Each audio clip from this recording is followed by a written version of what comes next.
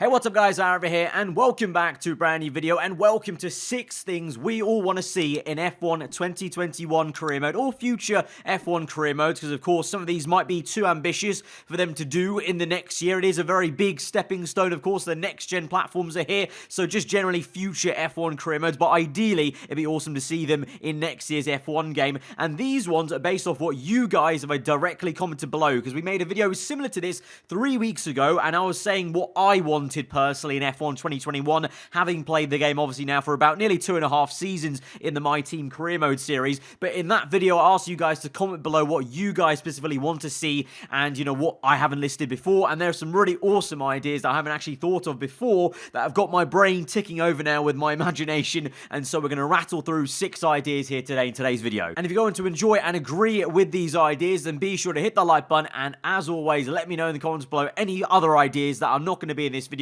that you can think of to add into My Team or normal career mode, of course, because we've now got this very weird dynamic of having kind of 2 different kind of ways to play career mode, and if they carry that forward onto F1 2021, there are different ideas that might work better for one, you know, My Team or the driver career mode. But let me know in the comments below, as per usual. Let's get into this then, starting off with number 1, developing your own engine. So, obviously we get to buy an engine at the start of the career mode, and we get to swap engines if we want, which is very, very cool. An amazing addition, obviously, to the My Team career mode, being able to purchase either the Renault, Honda, Mercedes, or Ferrari. But what about developing your own engine? Of course, we've got works teams such as Mercedes, Ferrari, and Renault developing their engines. Honda, obviously, is a very weird kind of case of they're not they have a racing team in the sport anymore, but they're essentially a kind of a factory team in a way for Red Bull in a sense. But what about developing your own engine and having it maybe be a case of, it starts off as the absolute worst engine on the grid. Of course, it's a brand new engine from scrap,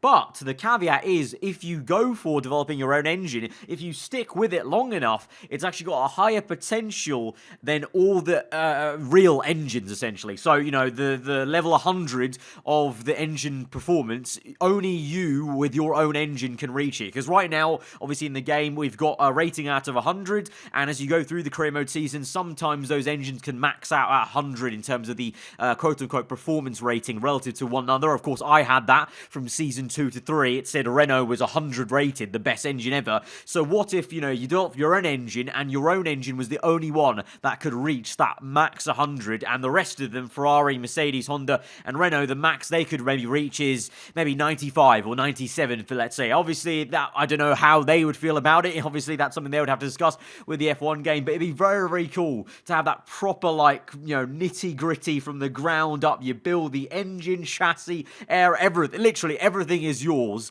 but it's going to take time. So that's that kind of balance of between it starts off as horrendous. I'm talking like Honda 2015 levels of bad, but if you really stick at it, it's worthwhile, and it turns into an absolute beast of an engine. That'd be very, very sick. And then on top of that, an idea could also be that you could then sell your engine to other teams. Like, how awesome would that be if you develop your engine to the point where you can put it on sale for the other teams, and so you could get, like, I don't know, like a McLaren looking to buy your engine because they want to go away from, Renault or Mercedes, obviously at the time in F1 2021. Once that comes out, it'll be McLaren, Mercedes. So if they want to move away, or, Red Bull are fed up with the Honda and they buy your engine to try and compete better, and you would obviously get money from that. So at that stage, it's like almost like a long-term investment. If you invest enough in your engine, not only are you going to have a great banging engine, but you're also going to be able to actually make profit off those developments there. So it just works in that business element of, cash flow and management that I've obviously been talking about, that we just need more of. It's great to have all these systems of making money with sponsors and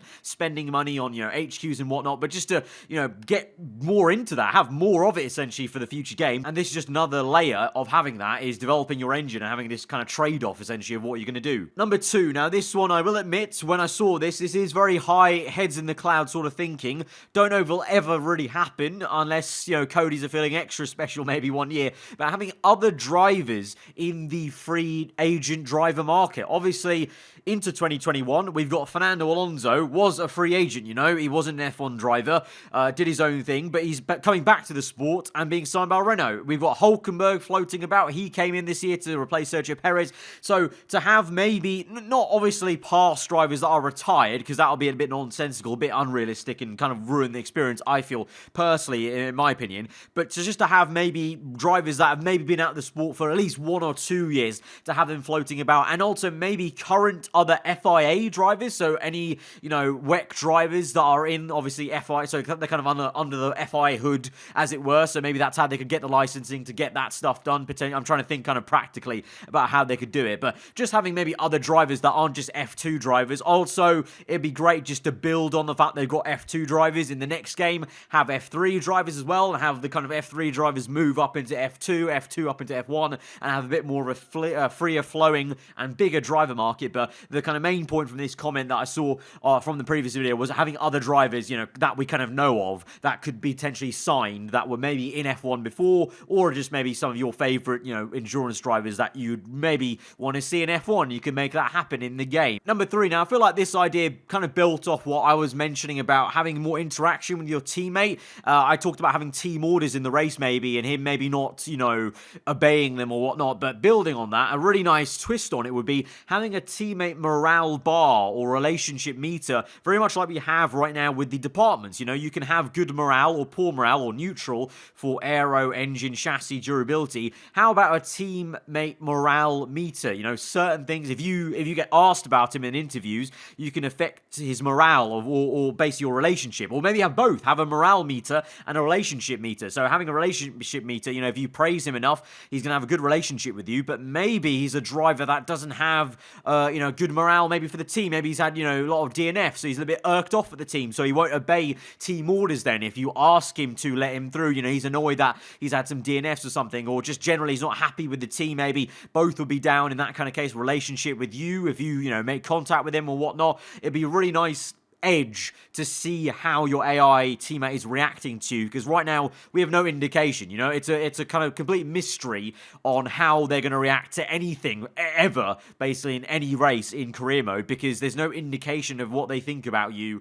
And the only indicator we have is the kind of versus stats of who's beaten who in qualifying in the race more, but that doesn't really paint a good enough picture of what your teammate's like. And obviously in real life, where there's so much talk every single weekend about teammate versus teammate, so to have that in the menus, seeing that like we do with the HQs, really, really cool, I think. Number 4, now I'm not going to spend too much time on this because this one comes up every single year, literally, because it is something that everyone wants to see, but it's maybe not something that Cody's would want to prioritize. And to be honest, I can see why they don't prioritize it, but pre-season testing, like full pre-season testing, they have this in the MotoGP game where you can test different packages of the car. Now, the only point I'll add on to this, because as I said, we've had this idea for so many years now in a row of, you get the gist of what people want. They want to be able to, maybe do R&D in the pre-season testing and whatnot, do the actual testing in Catalonia and see the cars come out for the first time. I will say this, with my idea I had 3 weeks ago about having different FOM chassis and actually having a different look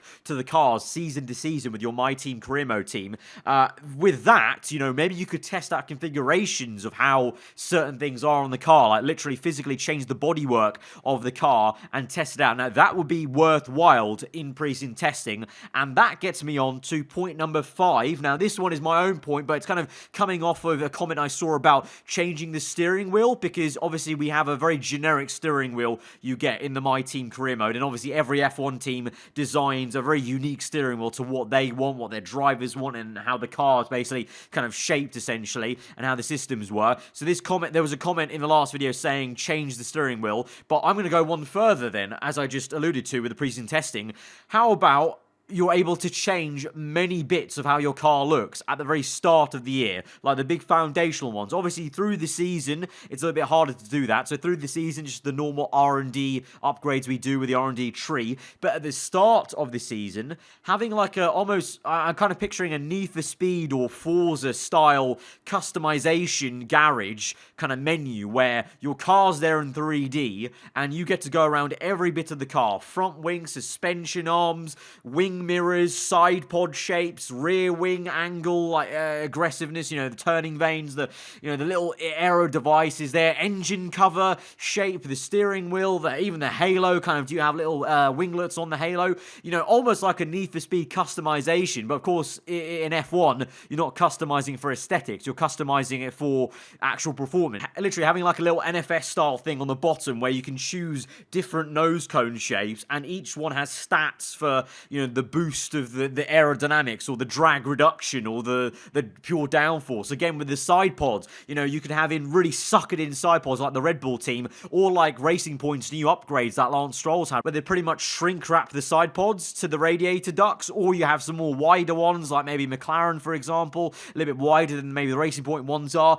But, you know, each one has their advantages of what the base level stats are, and that base level stat is very much like what you have in Motorsport Manager, where there's a kind of base level of the car, and then from there on you springboard and you take it wherever you can with the upgrades in season. But the foundation is very important to get right in pre-season, so that could be something you choose directly. And then again, that plays into the idea I had last time out of saying that it'd just be nice to have season on season the car looking completely different, or different as it does, as every F1 team. You know, obviously I know it's a very unique situation in real life this year because the cars are going to get frozen for next season, but usually seeing the season, most cars do look strikingly quite different shape-wise, aero-wise and whatnot. It'd be great to actually have that in the game, and so this comment kind of sprung my imagination for that kind of system of having an NFS style or Forza style customization kind of menu where you kind of rotate the car in 3D, change every bit, but instead of just for pure customization and aesthetics, they're physically changing the downforce and the drag characteristics of your car. This is a very, very ambitious idea, I know, but we've said that before with my team and that whole concept of having your own team. So why not on the next generation consoles within, you know, 2-3 years of development on F1 2022, 2023, you know, could they develop a system like this where you know, have these different 3D models for parts of the cars? I think they achieve that. Like, you're looking at absolutely, like, that's like the greatest of all time sort of thing, I think, to be able to have a system like that. It would be insane. And finally, to round out number 6, DLC tracks for the tracks we've raced at in 2020 but might not necessarily be in the 2021 calendar. I would love to see, like we had in F1 2013, just tracks that aren't available in career mode. They're just available in Grand Prix mode or multiplayer or time trial. You know, Nürburgring, Imola, you know, Portugal. We're going to the Portuguese Grand Prix. Obviously, we had Mugello. You know, just these different tracks. You know, now, is there really any excuse not to have them? You know, before it was a licensing thing of, you know, we're building a game for 20xx year, so we've got to have the licensed tracks, we can't have anything else.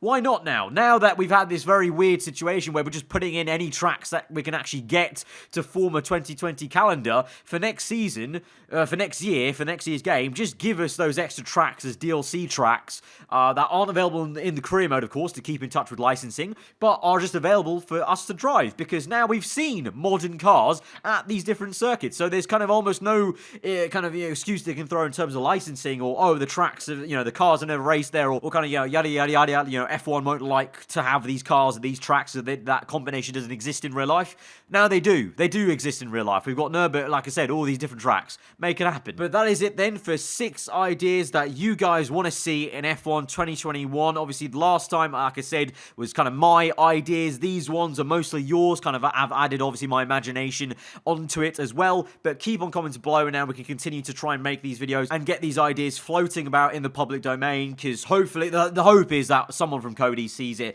and they can kind of, you know, take note of it, because they, you know, unfortunately, it's been a long while since they last invited YouTubers or anyone to give them direct feedback. So the best we can get is putting these videos out there on YouTube and hopefully making it happen. And, you know, like I said earlier, you know, a lot of the ideas we've had in previous 2-3 years have actually now made it into F1 2019, 2020. So we just got to keep on at it and trying to push for the best F1 game possible. And, you know, we'll keep on doing that every single year. But yeah, thank you very much to those of you who did comment below. These ideas from last time out, really awesome ones. That point number 5, I'm still thinking about it. I'm trying to picture it in my head, and it would honestly be so insane. But if you guys agree with those and like those ideas, then hit that like button. And like I said, comment below any more ideas that you guys have that are not in this video or previous ones that I've made. If you are new around here, then do get subscribed for weekly Formula 1 content. I've been aarava. I'll see you guys next time. Goodbye.